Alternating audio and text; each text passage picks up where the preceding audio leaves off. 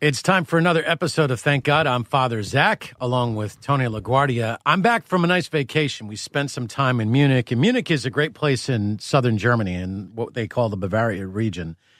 And it's got a nice rail hub where you have your central station. So we were able to go to Austria, Salzburg, and experience the Sound of Music tour.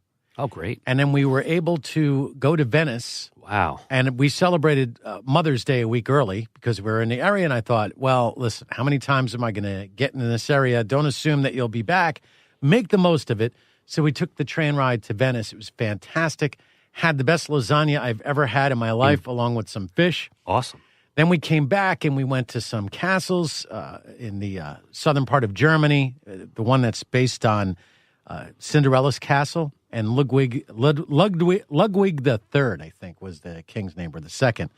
And it was built in the late 1800s. And, well, it doesn't bode well for King Ludwig. I thought when I was going through the tour that this guy's nuts. And, well, they ended up arresting him, and he ended up dead in a pond in Munich. So the story goes, I just wonder how that could have happened. Anyway, so Germany was wonderful. The food was fantastic. The people were great. Couldn't have a better time.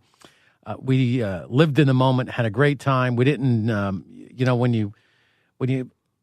I guess when you think about your mortality, when you think about the people that you lost, and when you see the news and the horrible things that happen, it sort of sobers you up, and you get to the point where, you know what? Let's have a good time. Let's live life to the fullest. Now, when I say that, there's biblical teaching of, basically be ready at all times. It's like a thief in the night. You don't know when God's going to call your number. So what does that mean to live life to the fullest? Make sure that you're right with God each and every day. Have a life that's rooted in prayer, thankfulness, and constantly have those conversations with God. There's a simple prayer. I gave it to you when Christine was, coming towards the end of her life. I don't know if you remember this, but it's called the Jesus Prayer. Mm-hmm. Right. Lord Jesus Christ, Son of God, have mercy on me, a sinner. It's based on what Bartimaeus is saying as Jesus is on his way to Jerusalem from Jericho, and Bartimaeus is a blind beggar sitting on the side of the road, and he keeps yelling out, Jesus, Son of David, have mercy on me. And the people around him are like, yo, Bartimaeus, quiet. It's the master. Shh, stop. He won't take no for an answer. Sort of like when you were dealing with the doctors. Won't take no. And he cries even louder. Finally, Jesus stops in his tracks, and he turns around, and he goes, go get him. And the master wants to see you. Bartimaeus is so excited that he just throws away all of his earthly possessions, his mat, the thing that he relied on each and every day to beg in the streets, throws it all away. And Jesus gives him the dignity to ask what he wants. What can I do for you? If it be your will, make me to see. Your faith has healed you. So Bartimaeus is so excited now he can see. He wants to follow Jesus everywhere. And it's one of those great biblical stories. The thing about it is our life rooted in God is going to be probably the best position that we can be in. Now, as we wrap up the show, Tony has a biblical quote or some scripture he's going to share with us. Before we even get to that point, there's a couple of things that I want to bring up because we all do this when we lose somebody. We just experienced Mother's Day, and I have another friend of mine. His name is Artie. He lost his mom, Marta, I think on Friday before Mother's Day, or even maybe midweek or something like that. And then we get to these, celebrations, so to speak, holidays. So you have Mother's Day, you have Father's Day, you have Christmas, you have Easter, Pascha in the Eastern Church, you have Memorial Day, you have Labor Day, you have Thanksgiving, all of these different holidays that mean something to each and every one of us. And then there comes a point where you look at what the loved one has left behind. There's two things going on here. I'm going to tell you this story, and then we'll talk about yours. I got two different stories, and we'll get to what you did. First one that I remember was maybe a year or two after my mom passed. My mother-in-law goes, go in the back and search through. We had this, storage area in the downstairs area towards the back, right over by the water heater. And there's all these plastic buckets full of stuff from the years packed away. So she goes, go in there and see what you want to keep and see what you want to get rid of. So I go in there, and I find my mom's pocketbook. Oh. It still smells like my mom. Sure. She had this interesting in her pocket. It smelled like my mom's pocketbook. I recognize that smell, whatever she had in there. And as I opened it up, I found my first grade report card. Wow. She kept it all those years. Sure. And all the little notes about, I was her first one. She kept that. And it just made me cry. And my wife got mad at my mother-in-law because, well, why did you do that to him? Like you go in, you find these memories. So there's that. And it's normal for us to get upset and to reminisce. And I think it's a combination of sorrow and joy. Yes, I get it all the time. I can't believe my mom saved this. Sure. Like that was really, I thought that was cute. What was special to her? What was meaningful to her? You discover those kind of things. What would make her laugh? There's sometimes when Sophie would do funny things that if I told my mom and her friend Janet, she'd be dying laughing. One time, my daughter was 7 years old, and DirecTV sent over a guy to fix the satellite. And my daughter was upset with the satellite repairman because he interrupted her television shows. Okay. It began to thunder and lightning and rain, and the man was Asian. And so Sophie's dressed in her little Cinderella dress, and she looks out. She goes, "Hey, Mr. Sulu, it's about the hail." And we're like, oh, my gosh, did my kid just say that? And the innocence of children. All we did was laugh. I mean, you can't help but laugh. So I was always wishing I could tell that story to my mom because I know she'd get a kick out of it. Sure. Those things that happen after someone passes on, you want to share, and you're about to ready to talk to him, or you feel like you want to call him, but you can't. Then there's a story about my uncle. He was a little bit, maybe 10 years older than me, I think. He died at the age of 60 in September of 2010. He was having a good time. He went to the airport. He got on the phone with my aunt, complained of some sort of chest pains, passes out in the airport, and soon after he dies. They're saying it was a heart attack, whatever it was. So a couple months go by, and I'm talking to my aunt, his sister, and she's so upset. She went to go to Uncle Jack's apartment, and she's upset because all of his possessions you can fit them all into one box. Wow. All right, so she got all upset about that. And I said, well, look, that's a good thing. She goes, well, why is that a good thing? I go, because he lived life. Having little to leave behind. In other words, he enjoyed every part of it. Yes, you used everything, and all you had was just a little at box.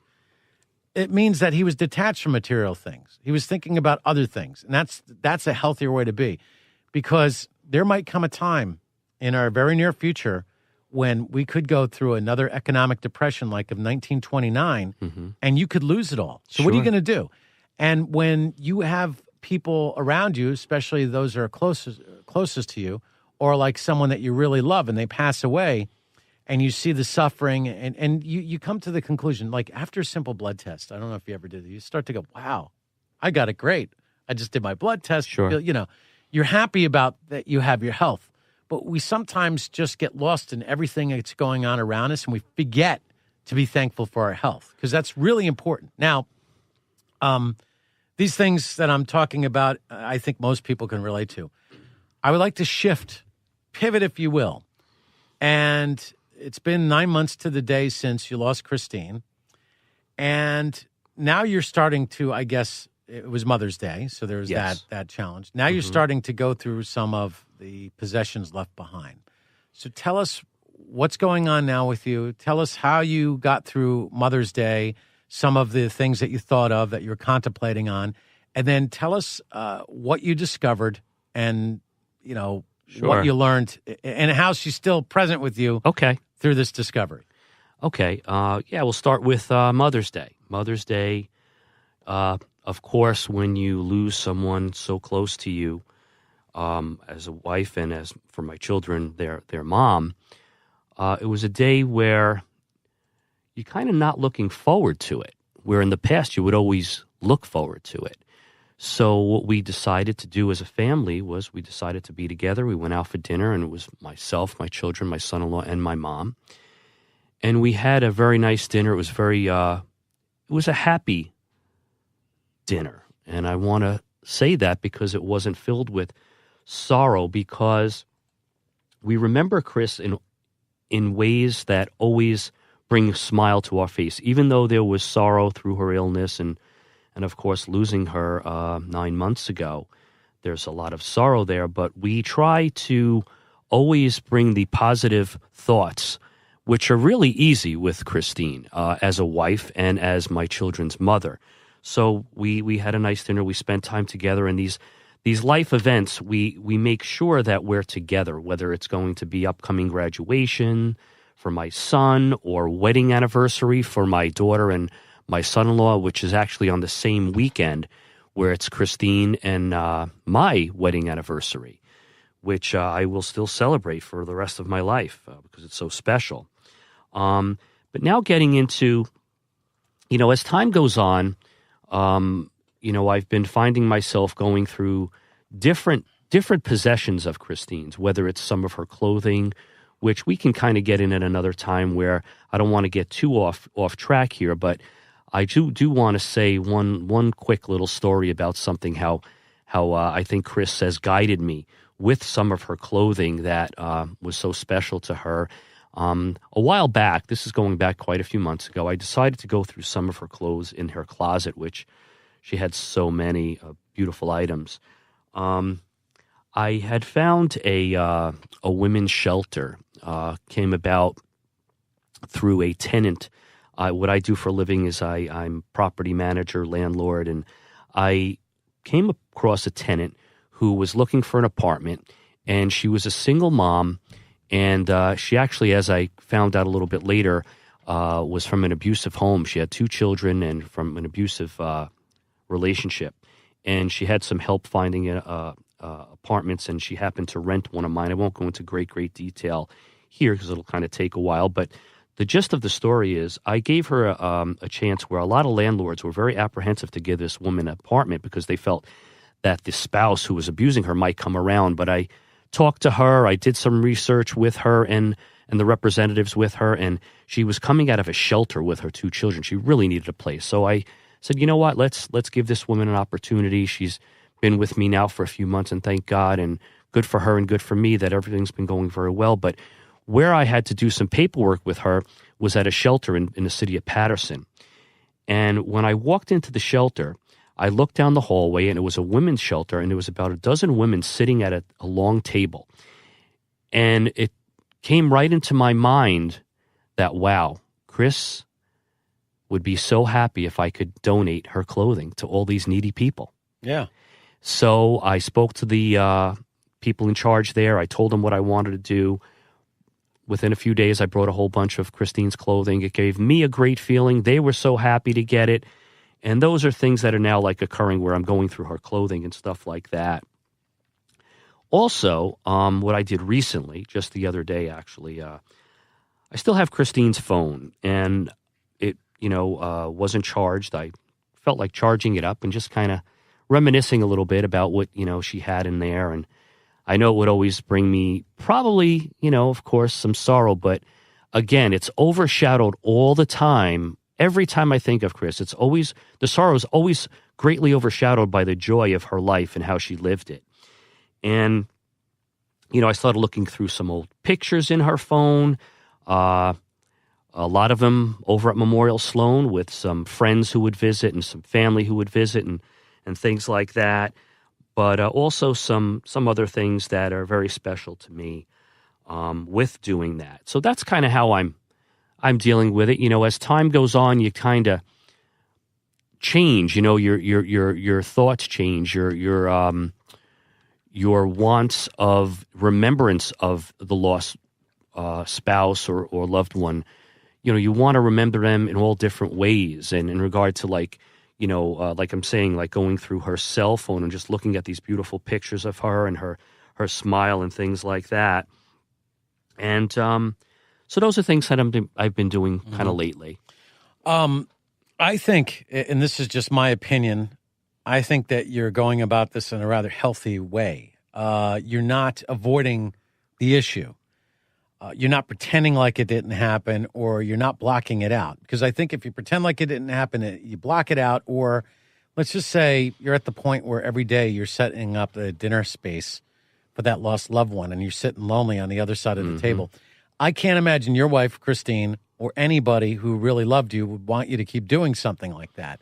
Now, if it's your anniversary and you want to like, hey, Christine, I set up a little place for you and, invite some friends over and have that, like the flyover. Yes. There's the missing man formation. Yes. Something like that. I think that's okay.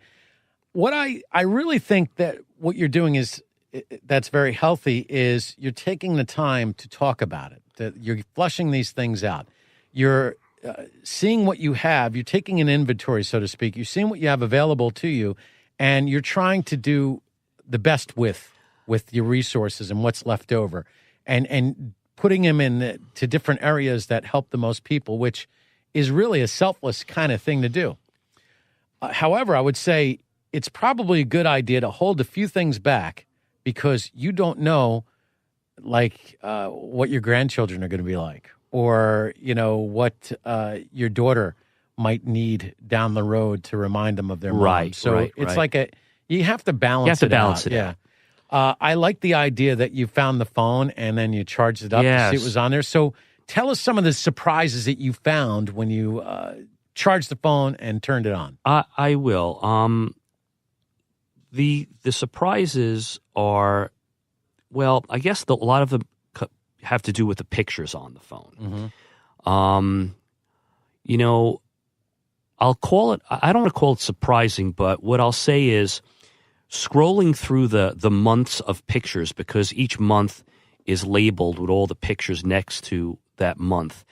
Whether it's different parties or a wedding or my daughter's wedding or just life events going back for like a year or two.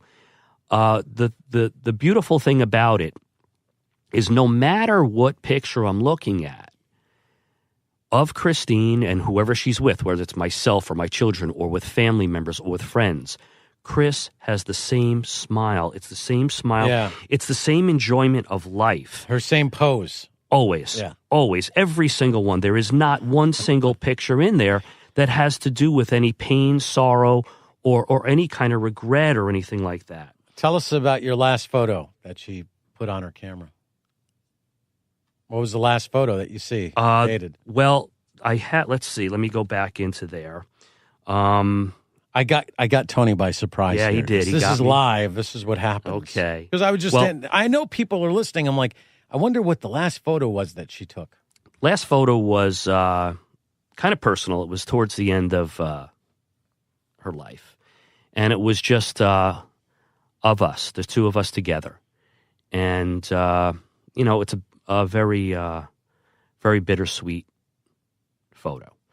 Because the photos I'm used to are, you look back at your younger days and all of those happy times. And this one was not as a happy time. It was our time together, but it was towards the end of her life. So that's kind of the last one. Well, did she have that sort of smile? She did. She See, would that's always incredible. do that. She would always do that. And what I want to do is, being you surprised me a little bit. Yeah, okay. Here's what I like to do. Fair enough. Throughout all the podcasts, Father Rich always asks me questions. All right. So I thought it would be a good idea to kind of throw something back at him. And Father Rich, I have a question for you. I'm going to ask you the question, but then there's a little follow-up I have to it also. So the question I have for you, and this really goes towards you not only as a person, but as a priest. Okay. And the question is how do you define a person's life where they live a certain way, where they never have anything bad to say about a person on earth? Now, this is through their whole entire life. Uh-huh. They never have a bad word for anyone. They never complain if they're in pain. They never complain about any so-called life problems. They're always optimistic. They're always encouraging. No matter if they lost their hearing, because Christine lost her hearing in one ear from chemotherapy.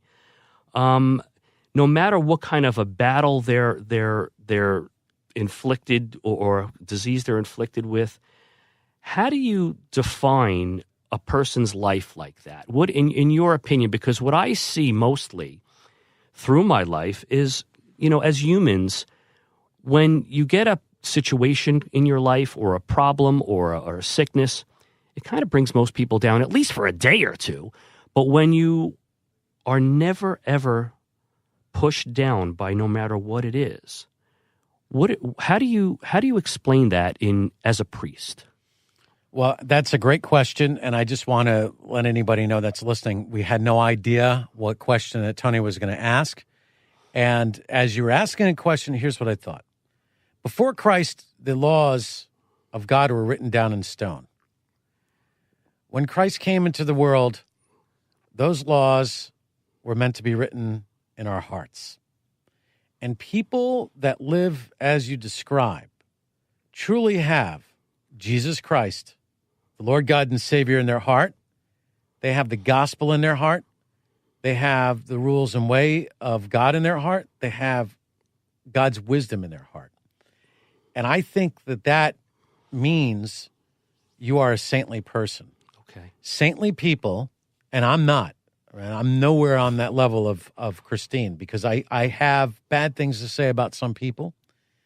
I have... You're not the only one. Some animosity towards people that have done really bad things. I think, for me personally, when I get upset at somebody over something that they did, it's because I know I'm not the only one that they're hurting. They're not only hurting other people, but they're hurting themselves, and they're jeopardizing their salvation. However, I'm not the judge, jury, and executioner, so all I could do is pray for them. So, to reiterate, God's love is rooted in her heart, and you can't do better than that as a human being. Okay. So I would say that God is with her. The gospel's with her. The wisdom is with her. And, it's an incredible description of a human being that if you were to say, what do I want to do when I grow up? Be like that. There you go. Here's my follow-up now. Okay. Because I look at it, honestly, how you answered it, how Christine is a saint. She's a saintly person. To live that way is... I was so blessed, and I am still so blessed that I spent so much time in my life. She changed my life and all others around me. But here's the follow-up to that. When Chris was diagnosed with stage 4 cancer, and we started going through the chemotherapies and these ways of trying to heal her, she said something to me that I've never shared with anyone. And I need to share this because it's so important. She said to me one day, she says, Tony, my prayers were answered. I said, well, what do you mean, Chris?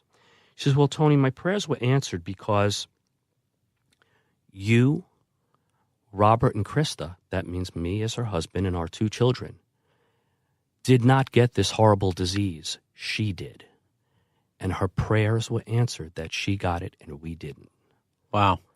Well, that's the love of a mother, right? It's a love of a mother, but also the faith in God, like that her prayers were answered for something, in my opinion, so horrible, but in her opinion, she felt blessed. Right. So, that's why I'm asking you as a priest about how she lived that life and how saintly I feel she is. And I needed to share that, not only with you, Father Rich, but with our listeners who look forward to this podcast. And Christine lived life on another level. Yeah, absolutely. I would say for sure. That what you describe is, there's no greater love than to lay down your life for another. And, we talked about Mother's Day, and that really is the epitome of what a mother is really about. You think about the story of the Holy Family, Joseph, Mary, and Jesus. I don't want to interrupt you, but the Holy Family, that's Christine's grammar school where she... Well, there you go. Holy Family. So obviously the Holy Family was... she pondered the Holy Family. I think it's good to ponder the Holy Family, whether you're a mother, a father, or a child. Let's think about this for a second. Let's break it down a little bit. Joseph, he is a man that really doesn't get too much attention because he's very early in the story of Jesus. But think about what he did. He took Mary as his wife. There was a situation where he himself wasn't sure about who the father of this child was. He wanted to divorce her quietly so she wouldn't be stoned to death under the Levitical teachings. He takes her after the angel comes to him. Just one visit. Do not fear, for she is, pregnant by the Holy Spirit, whatever the words were. Mm-hmm. Right. And he takes the mother Mary as his wife. Does not know her in the biblical sense, like the traditional marriage. Yes. And then all of a sudden he has to go to Bethlehem. He's going from Nazareth up to Bethlehem. Now, even though it's like southwest in the Middle East, you go up towards Bethlehem, right? It's a journey up. So he goes to Bethlehem, and he's got this pregnant woman, his wife, and he's probably really worried about her, and he brings her on a donkey all the way. Maybe it's, let's call it 100 miles. And he's got, sandals on. So he's got to go through rocks, and, I can imagine the pain he's got to go through. And he's kind of older, maybe he's in his 50s, 60s. I don't know how old he was. Then he gets to Bethlehem. His wife is going into labor, and there's no place for her to give birth. And can you imagine the fear in this man's heart? I can imagine. But bravely, he still keeps knocking, and God provides, and Jesus is born in the stable. Then after Jesus is born, these people come and adore him, give him gold, frankincense, and myrrh. That gold, frankincense, and myrrh, by the way, was able to support the Holy Family for the rest of their life because it was valuable. But in the middle of the night, flee into Egypt, for they're trying to destroy the child. So he's got to wake up in the middle of the night, boom, and go. And if he doesn't have this faith in God, if he doesn't pay attention to what God is telling him, all is lost. Then you have Mary, the mother of God, and the sorrow that she must have thought. I saw this thing about Mother's Day. Moms really do want the last piece of cake, but they'll let you have it. How many times have you made mom cry? How many times have you embarrassed mom?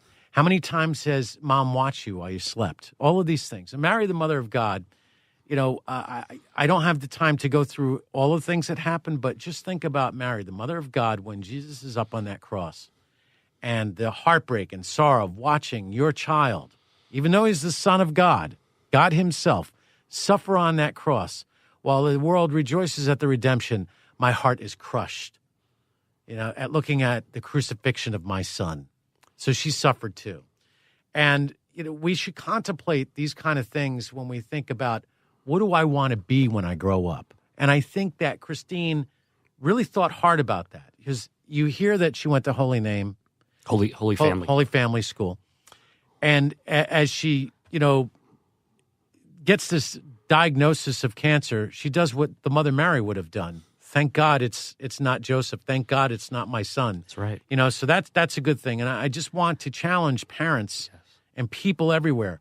When you think about what you want to do when you grow up, it's not about your occupation. That's not who you are. That's what you do. It's not about your wealth. It's not about your house. I don't own my own house. Mm-hmm. And if you must know, I don't even rent my own house. Mm-hmm. I won't go into my living situation because it's not, appropriate for this. But, when we can get like my Uncle Jack, where everything can fit in one box, or Christine, when, thank God it didn't happen to somebody else, but it happened to me, my prayers were answered. Yes. That's a really healthier way to look at life. And, our lives really are just, like they fly by. We were talking about how 9 months seems long ago, but at the same time it doesn't. And if you noticed, it seems like the years are just moving at a faster pace, like there's a quickening. Yes. We don't have time to talk about that. I have my theories about that. But, things are moving at a big pace. And when I was in Germany, I'm looking at some of the, tombstones and memorials erected to various people who passed on. It wasn't that long ago.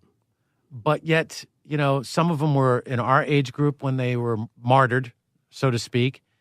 And yet, it's like no time has gone at all, but time has passed. Sure. Either way, it's like a really weird thing with the whole time. It is. And before you know it, our physical lives are over. So what does that lead us, if you're listening to this podcast? What does that mean that we should do? How should we act? Nobody's guaranteed 100 years on this planet. That's for sure. Right?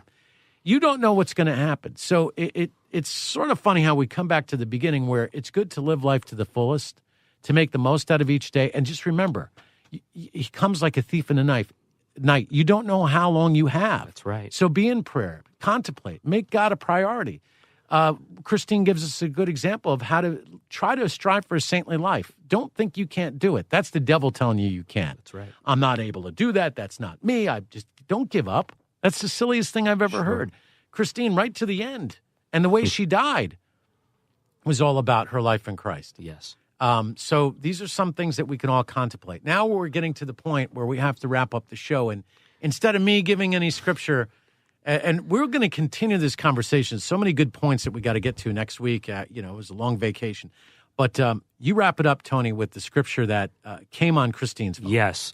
As I said earlier, I charged Christine's phone after months of not being charged, and I was looking at it the other day, scrolling through old pictures and everything else. And as I said in earlier podcast, she would get these daily devotionals. Well, I want to read one that I think not only fits Christine perfectly, but hopefully will help everyone out there. And here it is. I am all around you, like a cocoon of light. My presence with you is a promise. Independent of your awareness of me, many things can block this awareness, but the major culprit is worry. My children tend to accept worry as an inescapable fact of life. However, worry is a form of unbelief. Who is in charge of your life? If it is you, then you have good reason to worry. But since I am in charge, worry is both unnecessary and counterproductive. When you start to feel anxious about something, relinquish the situation to me. Back off a bit, redirecting your focus to me. I will either take care of the problem myself or show you how to handle it. In this world, you will have problems, but you need not lose sight of me.